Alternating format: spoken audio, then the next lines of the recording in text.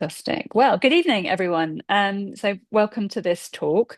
We're delighted to have with us this evening Roy from Stop Hinkley. Roy's spoken to us before, so you may well have heard him. He's lives in Cannington, very close to the Hinkley site, and I'm sure he's going to share a lot of his experience and insights with us. And I just want to reiterate, although we've arranged this call so we can learn more from Roy about what to expect if Sizewell C goes ahead, we're still working as hard as we can to stop that happening. And we're in a really strange and difficult period. I know for everyone feels the same, where there is terrible destructive work being carried out in and around the Sizewell C site. But with the ongoing spending review, no final decisions have been taken. And as we can see from today's headlines, there are very difficult conversations taking place between ministers about how much the money the UK has and how it should be spent. So we certainly believe that there is still all to play for. But I'm going to, without hesitation, hand over to Roy. Thank you, Alison, and thank you for inviting me to take a question and answer session. I couldn't agree more with your sentiments about what's going on regarding Sizewell C. The show ain't over till the fat lady sings. And whilst I wouldn't be making any comment associated with Rachel Reeves herself, I'm sure that she and her Treasury colleagues, who I understand are very averse to getting involved in massive infrastructure projects where there's no obvious limit to the spend and the duration of the spend is unmanageable. I think there's a lot of hope that the government will say this is just something we're not going to back. And without government backing, EDF will not go any further than it has already. Okay, so I'm Roy Pumfrey. I speak for Stop Hinkley, and I've been living here for over 40 years in Cannington. Cannington is the last village on the road to Hinkley C. From my upstairs, I can see the forest of cranes on the site. There's over 100 cranes, including, as EDF never tires of telling us, the biggest crane in the world. So that's all there. The most obvious intrusion into local life is the light pollution, because you can see Hinkley C from miles away, probably 15 to 20 miles away. Worse when it's cloudy, when the light is reflected back down. But we'll never see the northern lights because the coast is north of us, and I don't think that's a runner. The first Hinkley C was proposed in 1988, 89. Mrs. Thatcher hadn't realised that private investors wouldn't want to pay for a nuclear power station, so it rather sank without trace. The current one did get planning permission, and the development consent order was granted in 2013, and we've gone on from there. So we are where we are. The site continues to be huge, and we do our best to hold EDF's feet to the fire for the way they inflict things on us, and we'll see where that takes us. In a nutshell, it will take a complete volte-face by the French government over its willingness to fund Hinkley C to actually stop before we reach the point where they find out whether they can actually get the reactor to work or not. All of that, or certainly getting the reactor to work or not, is a long way ahead. So we'll see where that takes us. I'm much more interested to hear what you want to know rather than me just go on. So I'll be really pleased to take the questions, please. Thanks, Roy. Well, I'm going to exercise host privilege of asking the first question. But what I was interested to know is looking back at the period since work on site first began, because a final investment decision on Hinkley was made in 2016, but I think there were ground clearances before that happened, which is probably a similar situation to us. Do you feel like the work has kind of fallen into clear stages with in terms of the impacts on you and your community, and or has it just been a sort of continual progression? And if there were stages, could you sort of outline what they were, and and how how things regarding the project sort of changed during that time? Okay. Well, it was worse for Cannington in the beginning because the first thing that happened at Hinkley C was they found that there was a huge mound of asbestos waste thoughtfully dumped there by the Hinkley Point A station back in the mists of time and grown over, but it required to be cleared for the Hinkley C site, which is adjacent to the C station site. And so all that waste had to be very, very, very carefully loaded onto lorries. And at that time, there wasn't a Cannington bypass that meant that they could get around the village. So all those HGVs came through the village for some considerable time, and that was followed by the site preparation work, which went on for at least 18 months of massive amounts of lorry movement before the bypass construction, which to the west of Cannington, which linked up with a bypass to the south of the village that was built around the time of in 88, 89 in expectation that the sea station would be built then, which never happened. And once they'd got the site preparation work done and the bypass built, then the amount of bus traffic in particular picked up.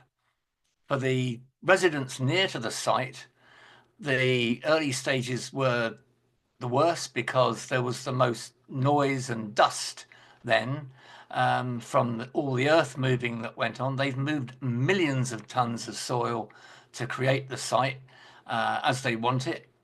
And that was most disruptive. And most of the residents along the southern boundary, the northern boundary being the Bristol Channel, the southern boundary residents, most of those just gave up in despair, took EDF's shilling for their houses and moved elsewhere, which was sad for them because many of those had lived there a long time. I'm sad to say that some of them must be kicking themselves because there was a good scheme for an onshore wind turbine farm, which would have been on the Hinkley C site, which sadly some of those residents also worked hard to defeat. And so we've ended up where we are with a Hinkley C being built. And it's gone on. The amount of the worker numbers have gone up. There was a hiatus during COVID, although they still kept working. They claimed they got nuclear concrete. They still had to lay, but they kept going. They also kept working in the tunnels, where almost inevitably the workers were close together, and there was a much higher risk of contracting COVID.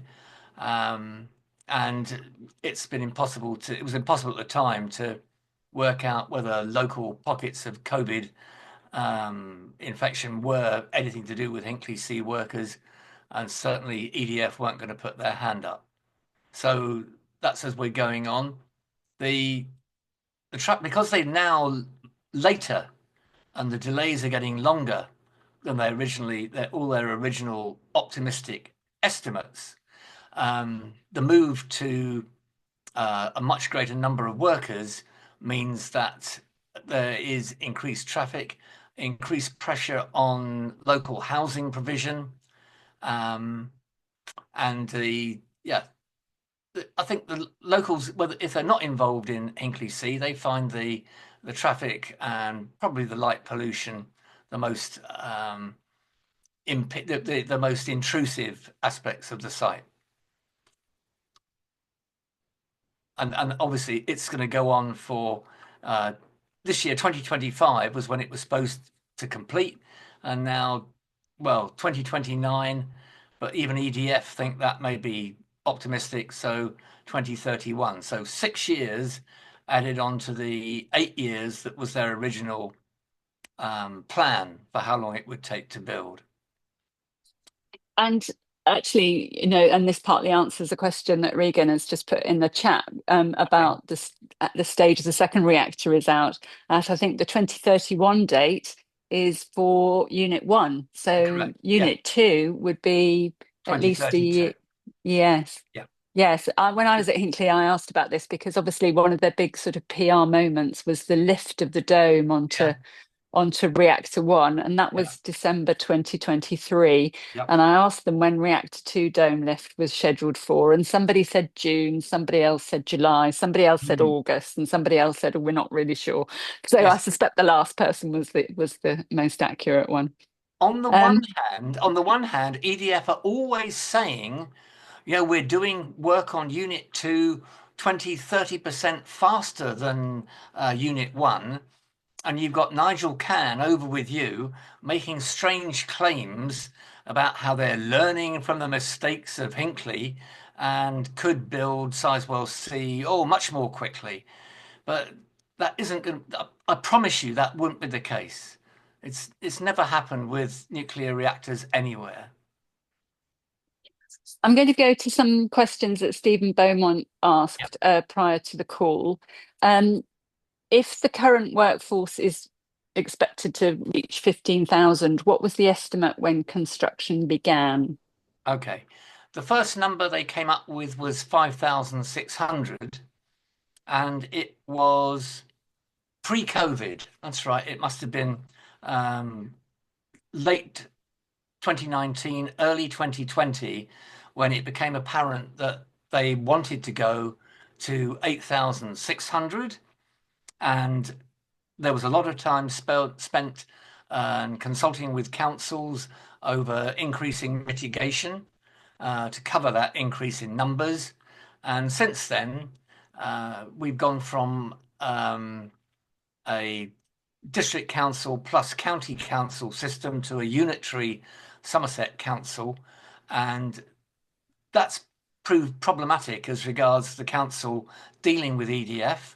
And they went to 10,000 without any consultation. We've got 10,000 workers, and now they say 12 and 15. Even they aren't sure that the site can actually cope with 15,000 workers. They don't know how they're going to feed them. The canteen may not be up to dealing with 15,000 people when it was obviously built to cope with 5,600. And the sewage system is likely to be problematic.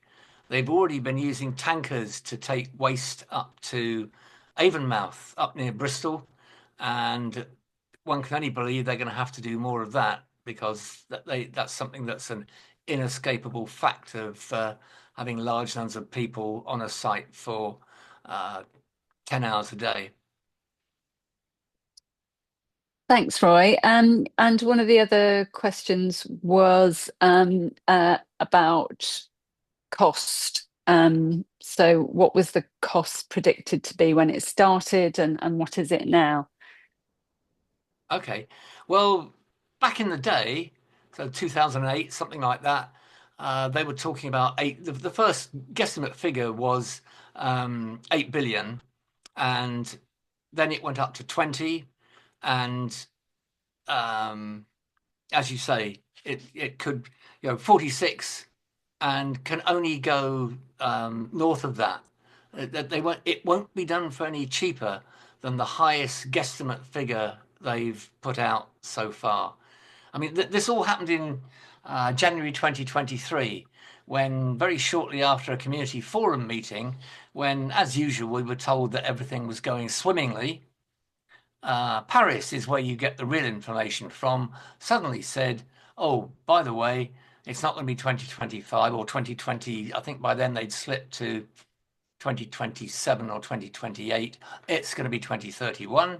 And the cost in 2024 figures will be 46 billion or 48 billion. You make of them what you like. Cool. I was going to suggest Paul ask the next questions, but actually, I'm not sure. I'm not sure he's got access to them, so I'm going to fire ahead. There's been two put in the chat from Linda Rogers and Diane. I'm not sure Diane's surname, but they're quite similar. So one of them, Linda's question is, has the building process changed people's minds about it, if they were in favour before? And Diane asks, it's actually not the same question, but related. Was there an element of complacency, as in it's going to happen, sort of, amongst the local population? Yes, because clearly a lot of local people um, over the years, many have family or friends or neighbours who've worked at Hinkley Point A, Hinkley Point B, and then what they could see that the gold rush economy was about to start again with the building of Hinkley C. Um, so that there's complacency and acceptance of having nuclear power stations at Hinkley Point that is ingrained. Um, for those who are not directly involved in the local people who are not directly involved, I don't think are thrilled about what's going on. One of the local nuisances is fly parking, and local people, probably the thing they get most incensed about is Hinkley C workers dumping their cars, or sorry, they're perfectly entitled to park wherever they like. If they pay, they've got their road tax paid. No bits of road outside your houses belong to you or has a your parking space written on it. But Hinkley C workers are supposed to park in the park and rides, and numbers of them don't. There's a three strikes and you're out system. So if a Hinkley C worker is found to be parking where they shouldn't, they get a warning the first time. They probably get a written warning the second time, but we know that some of them have had their permit to work on site taken away um, after three strikes. People have been sacked, basically, because if you can't get on site, there's no point in carrying on working at the point. So how much mind changing has gone on is hard to say.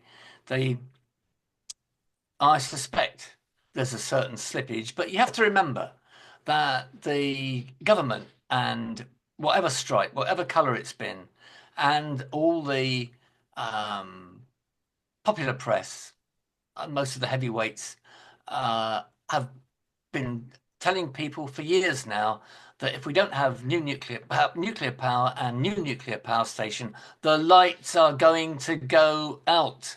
Now that's a threat that nobody wants to contemplate.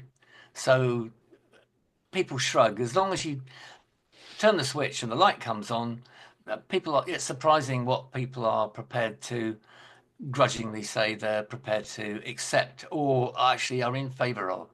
So that's the way that they go along.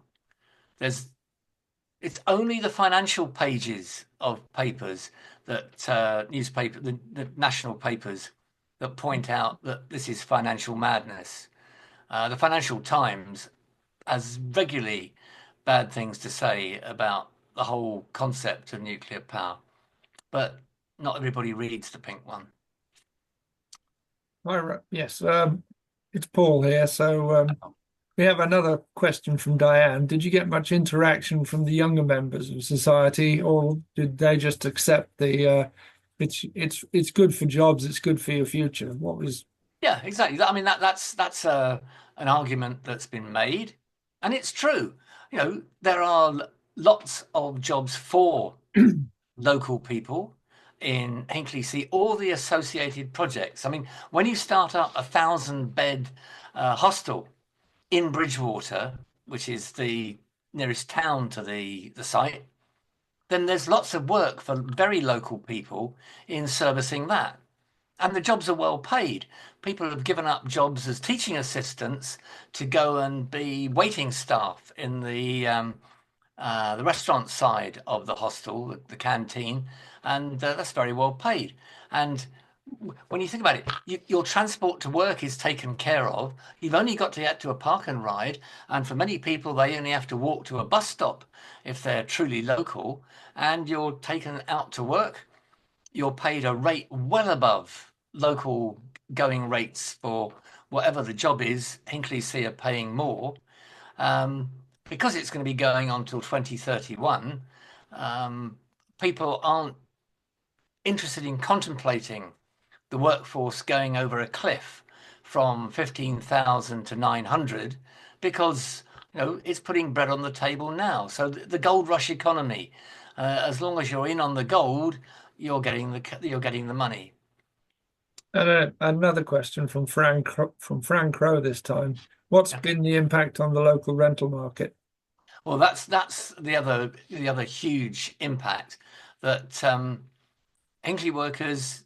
Well, let's start with the one part of that. We have seven new hotels in and around Bridgewater, whose business depends very heavily on Hinkley C because and they range from an Ibis to a Mercure in the Accor chain, and all points in between.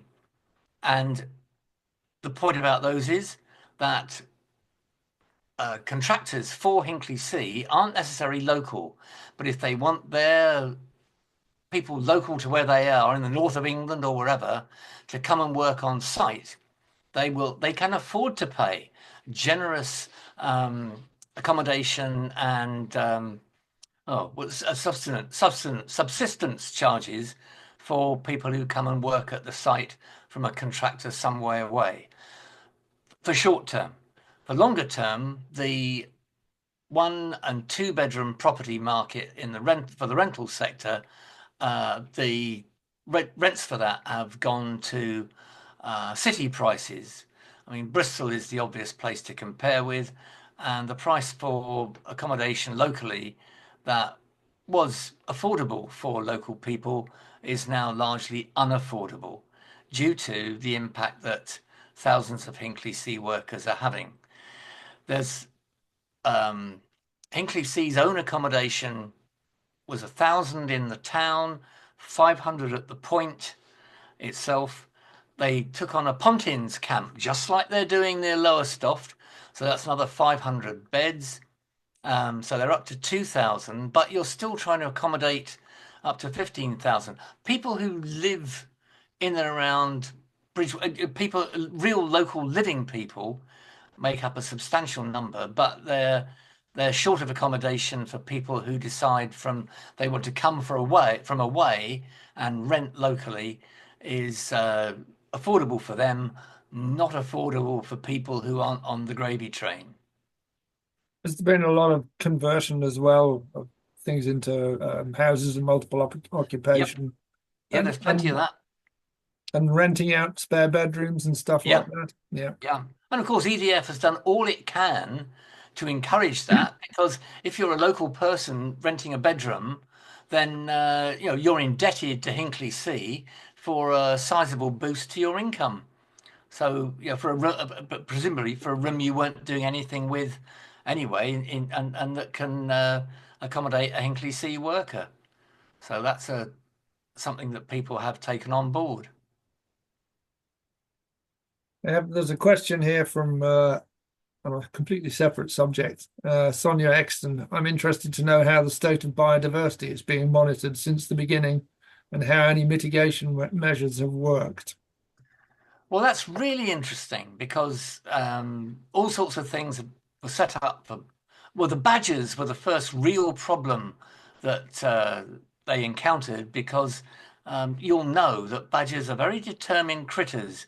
And when they've got places they are used to going to, you could build a 6-foot high brick wall and some of them would find a way to get past that to where they want to be. So trying to keep the badgers out was an entertainment, which they appear to have managed. But things like bats, they've done work to protect those. There's a green lane that passes across the site, which they have preserved. That's sort of part of the historic landscape which has been preserved. The birds vote with their wings, because if it's too noisy and the light's too bright, they go elsewhere. And when we have Bridgewater Bay is a site of special scientific interest on account of the amount of wading birds that it attracts, and there were also impressive numbers of tree planting schemes and that sort of thing were part of the environmental impact reduction that was compelled to happen. But conversation with a guy who's been in a countryside management guy who's been involved with projects like that at Hinkley C, confessed that they have to plant 100,000 trees, and that's a box ticked. But no one checks how many thousand trees are left. And his estimate was that 90% of the trees that are planted don't survive. So there's a lot of ticking boxes to make it to do the things that they're obliged to do in the development consent order, but they don't amount to a lot in terms of whether that will survive for any period of time. There's a question here about something you said a bit earlier from Paul Clark. I'm struck by Roy's comment that the move to a unitary authority led to a significant lapse in oversight at Hinkley. Given that we're about to go to a mayoral authority and unitary authorities here, I think you would be interested to hear exactly what you mean by that. Right. The problem for Somerset Council is that it inherited colossal millions of pounds of debt from the 3 district councils, but the district council and the county council that it replaced. Massive millions of pounds of council tax. The district councils, why are we bothering with all the hassle of collecting this when we're going under, and it'll be Somerset Council's job to pick it up? So Somerset Council, like plenty of others, but more to do with the fact that the amount of problem debt that it's picked up is as good as bankrupt. And there's a lot of churn in staff. Some of the district council people were more in Sedgemoor, what was the local district council. Some of their staff were intimately involved with working with EDF regarding Hinkley C matters, and not all of those have made the transfer. And some of the people in county who were also sorry, it's not a county, who become Somerset Council people have now found they've got other things thrust on them, as well as the responsibility for matters Hinkley C related. Hence the lack of meaningful talks about the mitigation for what at the end of the day will be a trebling of worker numbers from what were originally set out.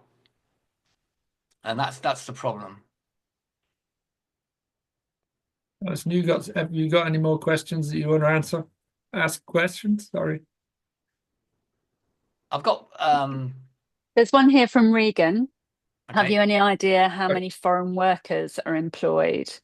Are there many from France? France is reported to be concerned about skill shortages. And this is relevant because the French state auditors issued a very damning report in January, warning EDF about taking a final investment decision at Sizewell C until it reduces its financial exposure at Hinkley, because obviously there's a bit of a funding hole there, but also to be cautious about taking on international projects that might take skills away from the French fleet. So what's the situation at Hinkley, Roy? It's hard to tell. All you can tell walking around Bridgewater is that you do hear a lot of languages other than English being spoken. And whilst we have a large number of Portuguese and East Timorese who have made Bridgewater their home over the years, there appear to be a lot more. I'm not fluent in Eastern European languages, but my guess is there are considerable numbers of Eastern Europeans, and I've heard Spanish the other day, and obviously there are French people working on site because they bring with them experience from Flamanville, and some of them will also have been to Taishan and Olkilouto, so they'll have experience of what whether you wouldn't say being successful, but they have seen some of it before.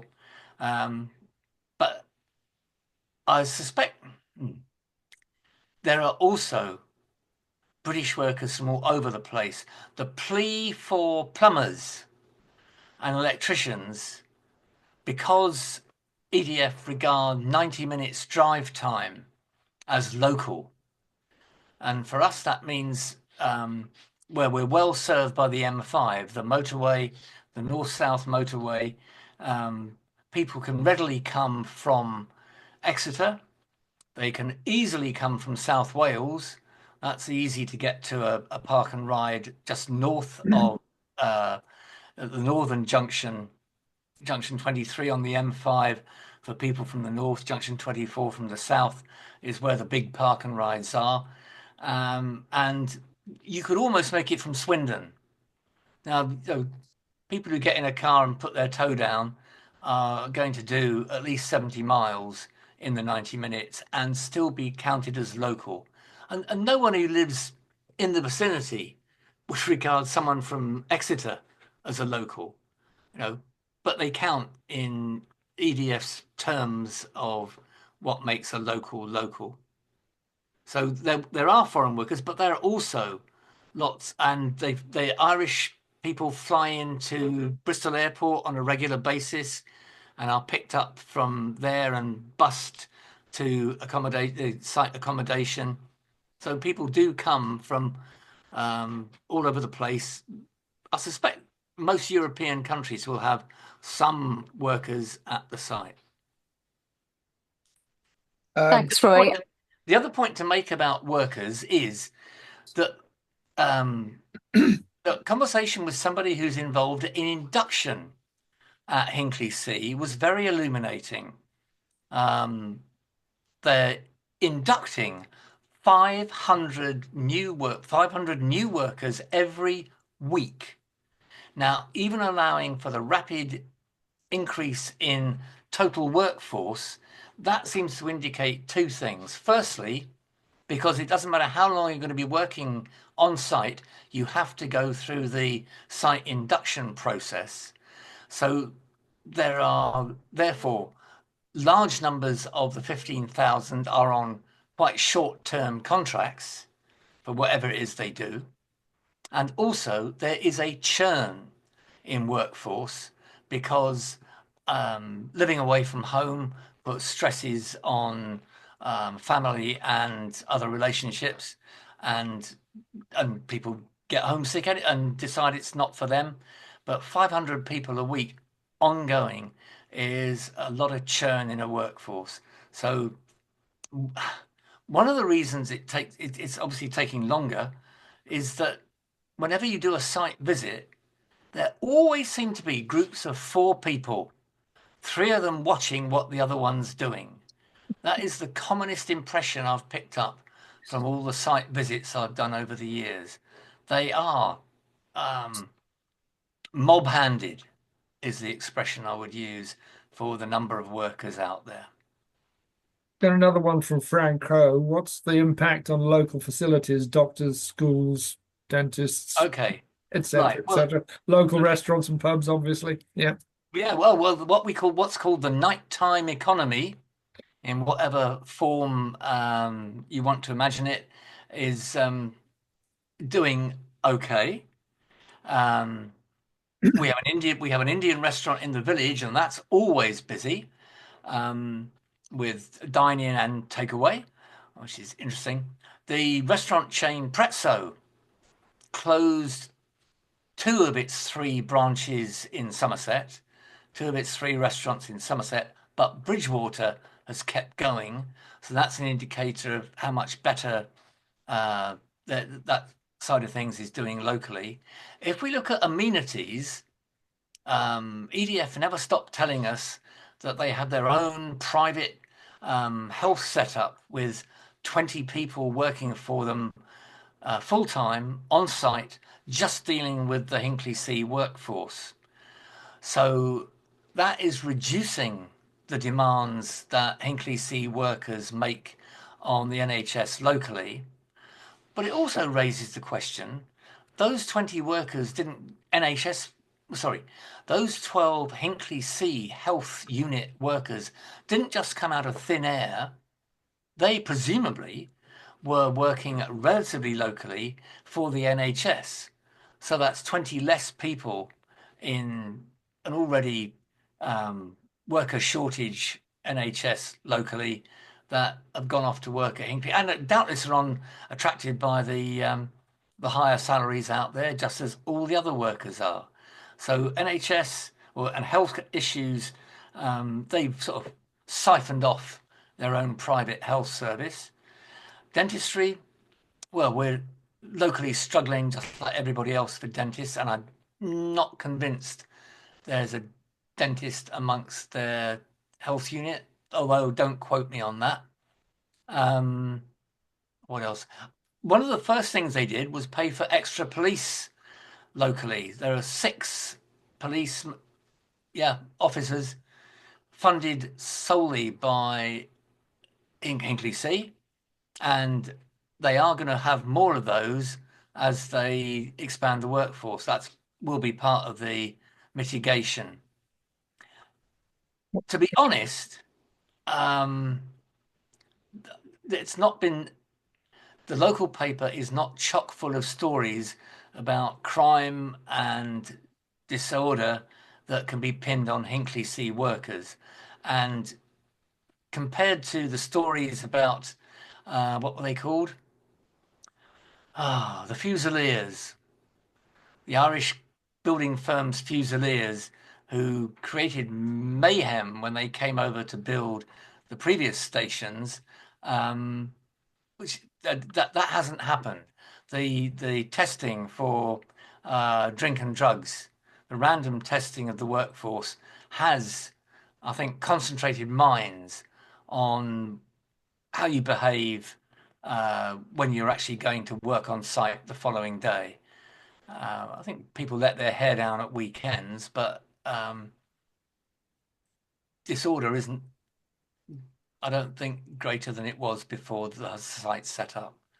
I mean, No, that's good. I mean, that answers somebody else's question about antisocial behaviour. So yeah, you basically think that it's not as bad as it had been in previous occasions, which is previous good. builds, but the fly parking is ongoing thorn in the side of local. If you haven't got your driveway and you're parking on the street outside your house, a high proportion of people, particularly if you live anywhere near a bus route for a walk and ride bus to the site, or anywhere near a park and ride, or out near the site, then you will almost certainly have experienced fly parking, which and they employ parking people to go around and check on number plates. You can get around that because if you decide that most workers will be expected to have got a car, and they're expected to submit a number plate to EDF to say that this is it. But you could submit your wife's number plate, your partner's number plate, and drive your own car, and there's a car logged, but the car that's parked can't be identified as a Hinkley C worker. So there are ways around the work that Hinkley C does put into preventing fly parking, but it remains an issue. Thank you. I Alison, you got any other questions in the Yeah. list that were submitted beforehand? Yes, there's one from Mag Richards who did contact us beforehand. She's also messaged in the chat. So, in your view, Roy, what have been the most successful campaigns locally to raise awareness about the impact on the environment? But I mean, I think that probably applies to all of the campaigns. Which do you think have been most successful? She's interested in the Estuary campaign. Yeah. And of course, the issue of the acoustic fish deterrent, the Yeah. so-called fish disco, which rumbles on. But very keen to hear your views on Okay. what you think's worked well. Yeah. Some things that people didn't appreciate, and it'll probably be the case locally as it was here. People didn't appreciate that because this is a different type of reactor, the radioactive spent fuel is much more radioactive than you've been used to with Sizewell B and we've been used to with Hinkley B. And it has to be stored on site for 60 years before it's cool enough to move to wherever in 60 years' time. There's a repository for spent fuel and high level radioactive waste. People didn't appreciate that because, if not the biggest, the second biggest building on site will be a dry nuclear waste store, which will be huge because it has to be huge to hold 60 years worth of high level waste. There are ponds for immediately spent fuel, but after that, they're going for a dry system. They're changing from what they set out in the development consent order, and dry stored for very high level waste initially will over 60 years deteriorate, reduce, but it will still be very radioactive stuff. And people didn't appreciate that. They do now, too late. There, people were concerned about the flattening of the site, the creation of the site initially. So there were protests about that initially. There was occupation of trees before they started to fell them, which attracted local publicity, which largely was good news for us. All the leveling, the two issues which have gone on, which have created significant interest. One was the mud dumping to deal with some of the, I think it's the tunnel spoil that's loaded onto. They do a considerable amount of dredging, and the dredged material has to be dumped somewhere. And here in the Bristol Channel, there are designated areas, and for some reason, which we've never fathomed, EDF originally chose not to go to the ones closest to the site, but chose to go across into the Cardiff side of the Bristol Channel and basically dump Hinkley C's mud in Wales. That did not go down well. That created a lot of angst in the Senedd, which reflected badly on EDF, and they pulled out of using the Cardiff grounds for mud dumping and went for somewhere on the English side of the Bristol Channel, but they still dumped the mud. Now, as you've also said, the acoustic fish deterrent, EDF made a rod for their own backs. The acoustic fish deterrent, contrary to what our Prime Minister seems to think, was not something that we were foisting on EDF and the Hinkley C project as an afterthought. It was EDF's own idea in the development consent order. And then they got cold feet. They came up with spurious reasons, diver safety, which experts on dealing with acoustic fish deterrents said didn't hold water. So they weren't actually valid, but scratching around for some sort of environmental mitigation, they came up with the idea of creating salt marshes on land alongside the Bristol Channel, which went down like a lead balloon. They antagonized hundreds of local people, to whom we were only too happy to explain the benefits of having an acoustic fish deterrent and the fact that the salt marsh that was being proposed wouldn't save any fish. It was just something environmentally, it sounds like a good idea, so we'll do that. Never mind the fish, we're having a salt marsh. So in the grand scheme of things, that's supposed to be good. And it's only very recently that EDF having stirred up a hornet's nest.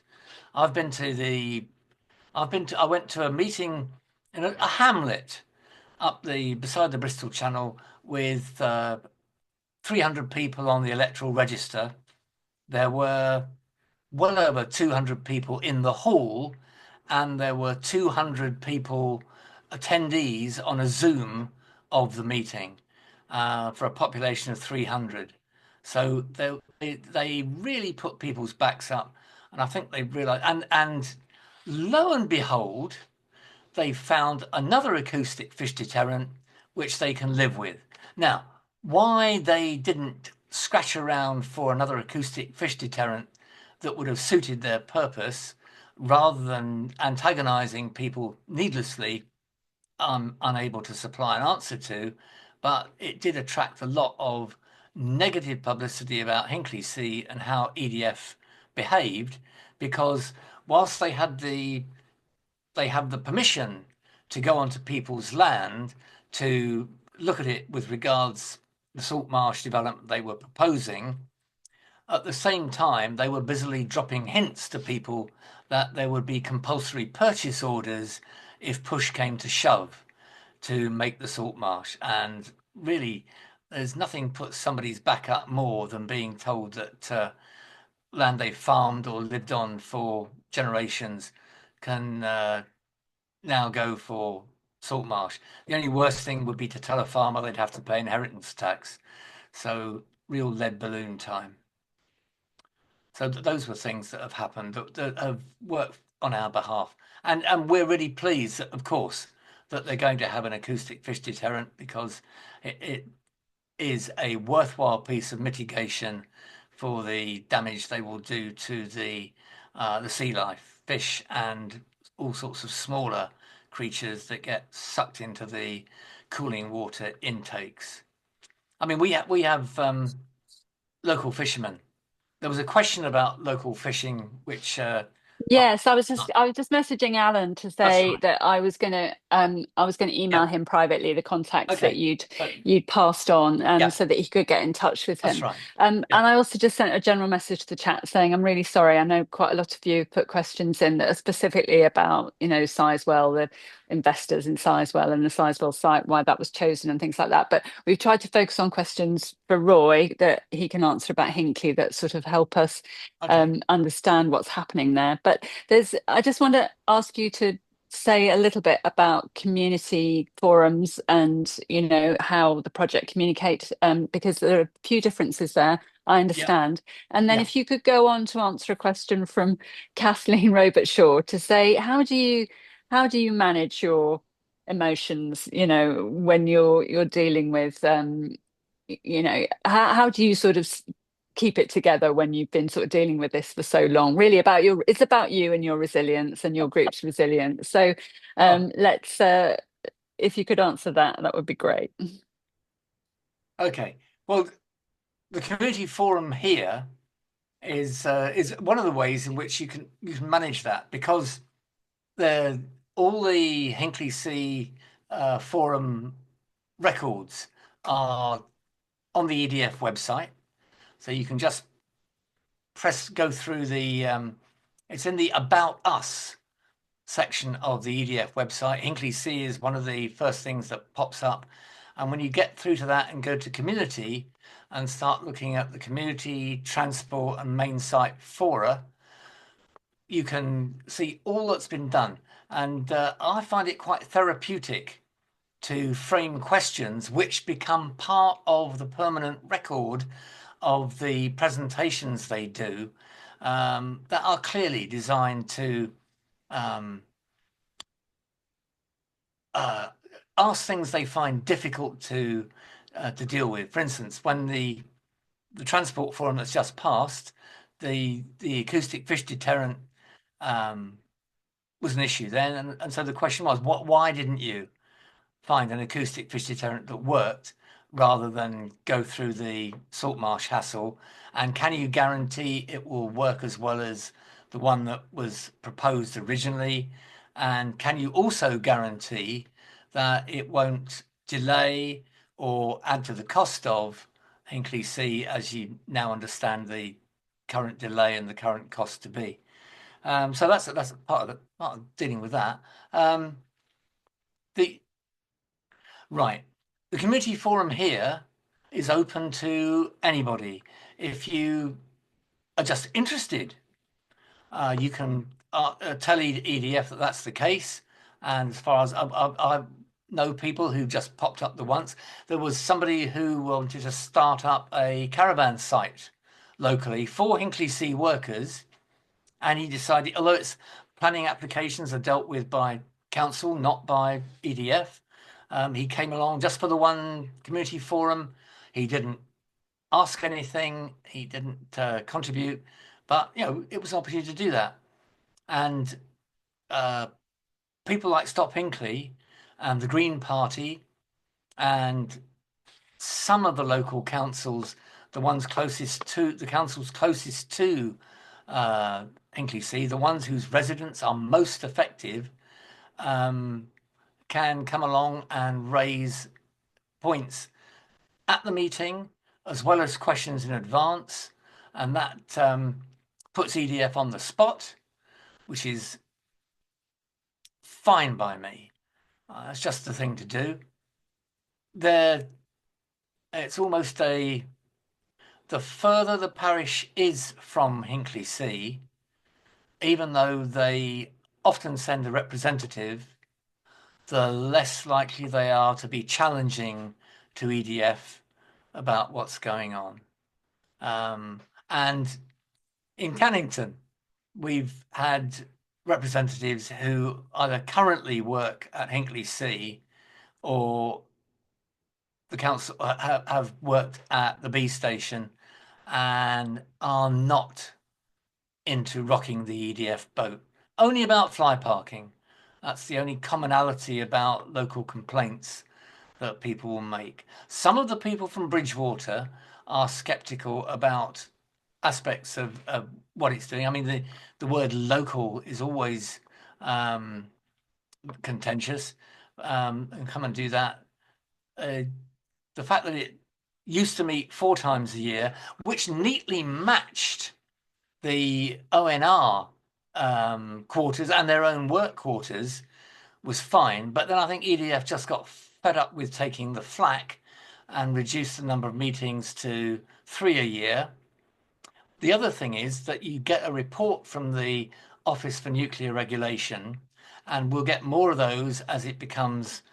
I mean, even though there's no nuclear material on site, they are like a sort of super health and safety body for the build, and they had their nose put out of joint when, following the January 2024 debacle about the cost and the delay, the director of Hinkley C pointed the finger at ONR and said they were to blame for the 7,000 changes to what was being done, that ONR had brought that about. I've never seen the regulator move as quickly as ONR did to deny that and basically say it was all your fault that this has happened. Don't blame us. So that was good. We only have one transport forum, but that draws in representatives from all the areas affected by Park and Ride, in terms of parish councils and the Somerset Council. and the main site forum is really for people in the hamlets and the village of Stegursey, which, whilst not on the main road, the road in, which Cannington is or was until the bypass, they are most affected by immediate issues about noise, dust, light, that sort of thing. But I have a feeling that it's also possible as a local resident to pitch up to let EDF know that you'd like to attend, and then to attend a main site forum, particularly if you have a case to make that you don't feel your local council, parish council, is dealing with quite as you'd like, and you feel particularly strongly about. So, and what they have learnt from Hinkley is don't let the NGOs on. I noticed that your community forum in particular is just parish council reps, and there's a range. There's not as necessarily as much inclination to hold EDF feet to the fire as there is from a body like Stop Hinkley, which is trying to do exactly what it says on the tin. So I think that's the forum issue, Alison. And then in terms of your resilience, how do you continue when you've been dealing with the destruction and all the disruption in the area for so many years? It's been, you get your moments when they said, oh, it'll cost 20 billion and be finished by 2025. We have had fun. The first ridiculous completion date when it was announced in 2008 that there would be new nuclear reactors. The boss of EDF said, oh, I can get one built by 2017. You'll be cooking your Christmas turkey on Hinkley C electricity by Christmas 2017. So we had a lovely cold turkey made up, and we got the BBC. That's one of the things that I appreciate very much is the BBC is obsessed with balance. So they don't just swallow the EDF line, they tend to look for alternative viewpoints. And I'm pleased to say that Stop Hinkley is one of their first points of call. So I built up a very good relationship with the Somerset reporter for BBC locally, Points West, and I get on okay with who has retired and not been replaced, sadly, and I get on okay with the finance guy because he can see that the sums don't add up. So it's useful that so those are encouraging things. You get they're happy to report our perspective as well as the usual EDF. Everything's going to be okay, and we're all doing wonderfully, and everything's hunky dory, and a complete forgetfulness about things they've said previously that haven't happened. Cost, completion date. If we weren't there forever prodding them to remind them about what they failed to do, there aren't enough bodies doing that. So that's helpful to keep going doing that. And of course, they put a dome on Unit 1, but there's still, a long, long, long way from getting it to work. You have to remember that the exemplars in Finland and France were massive, even more than Hinkley C, late and over budget. So I'm still delighted to be going along, pointing that out to EDF at every opportunity. So that's it's not the only thing I get up in the morning for, but well, I know that very well, Roy, because of the chat we had over coffee when I visited you not that long ago. But I'm conscious we haven't got a lot of time left, but I wanted to just come back to traffic because you said that along with light pollution was one of the main things. Marianne's asked, if you've got information about traffic volumes, and we Yeah. have talked about fly parking, haven't we? Yeah. But also sort of rat runs, accidents. I mean, Yeah. I think one of the things that anybody who goes to Hinkley is struck by is there seem to be almost as many white buses as there are HGVs. Yeah. And just, give us a flavour of what those impacts are. Yeah. Well, when they were removing the asbestos heap and doing the site prep work, HGVs were the order of the day. There weren't as many workers, but there were lots of HGVs. 1,200 and more movements a day. And that is reducing, although, of course, they still get abnormal, indivisible loads which come in at the little port, which they've improved, which is only a couple of miles from the station. And they give plenty of notice of road closures. But for the people who live closest, they are now regularly having disruption with loads that completely block the road and require, you just have to get out the way when they're coming through, and very slowly at that. The buses should point out to people that Somerset's bus service is abysmal, and is even more abysmal away from the towns, and Cannington's is desperate. So seeing all the white buses going past that take the Hinkley C workers to and fro is just a reminder that where there's a will, there's a white bus. The sad thing is, of course, you see a lot empty travelling between wherever they've set off from and Hinkley C. And partly that's because they're in a bind.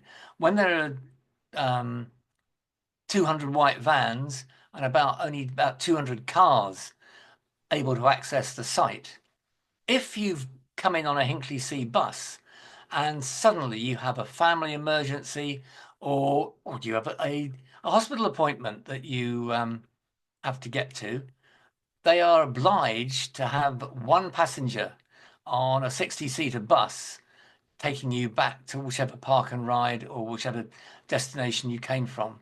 So it is well, that's one of the reasons they claim they're not going to need many more buses to go from 8,600 to 15,000 workers, because the buses are used so inefficiently. All that diesel, there's not an electric bus amongst them. So, this is it is polluting. And things like particulates and all the gunk that comes from a diesel engine, there are monitoring sites around the routes. But all the monitoring, of course, is done by EDF. So we have to take their word that all the data they submit that shows that they're not doing anything to sufficiently dirty the air. We have to take on trust. Our council is in no position to fork out for things to check what EDF says. And in the same way, the Environment Agency that monitoring things like the